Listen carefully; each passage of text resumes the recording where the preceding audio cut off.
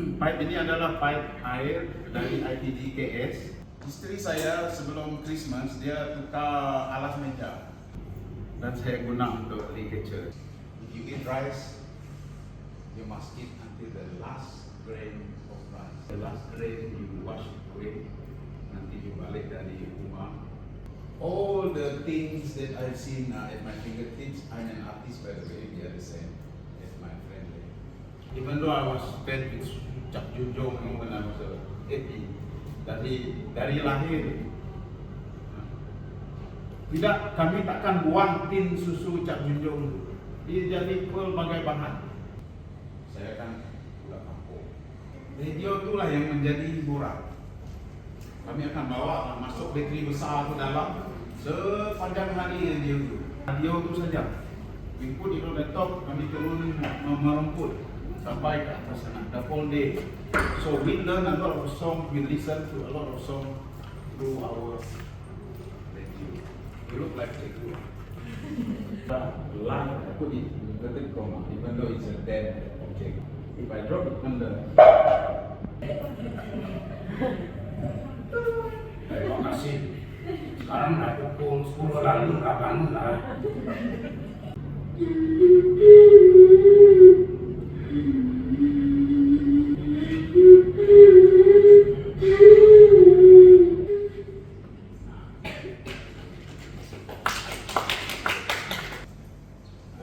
I still remember where I got this shopping hypermarket untuk store. Ini kayu pelet. Ini paku terpakai. Ini adalah one of the first instrument that kami pakai untuk bertani. Dan kami jadi johan. Dia bawa dia drive Highland, saya drive Highland. Pergi ke Piasau, tempat tong sampah besar tu, jiwat mungin.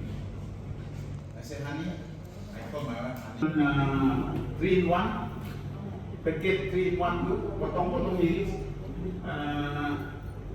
foil. Istri kesayangan, uang dia punya make up makanan.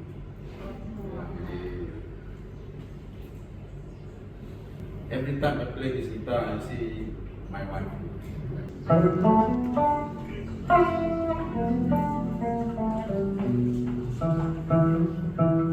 Terima kasih cikgu-cikgu kerana berani menghadirkan diri untuk sesi sampah ini. Karena bukan semua sampah imajinasi.